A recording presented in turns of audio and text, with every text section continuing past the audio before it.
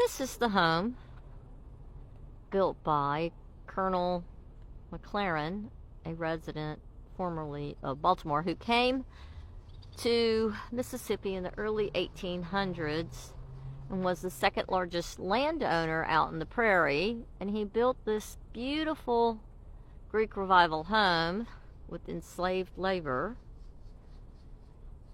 In about 1847 was when he started construction. It did not complete until roughly 1851, but I think the family was living in the home by 1850.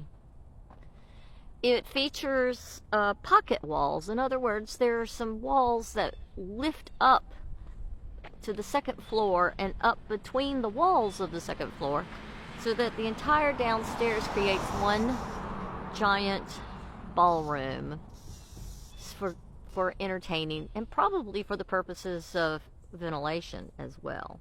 This home has what's called a widow's walk on top, or a cupola, but that little building edifice on the top with the white, with the windows, is actually a big open room around a staircase opening. It's an oval staircase in this home. It is absolutely exquisite.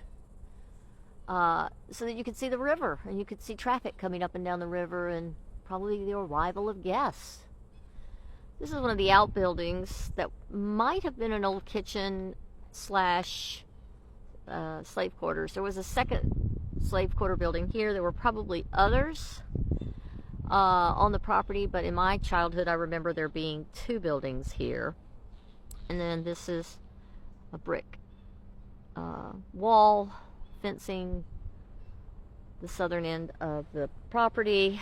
And anyways, the home was sold to John Gilmer, who owned the Gilmer Hotel in town in about 1857.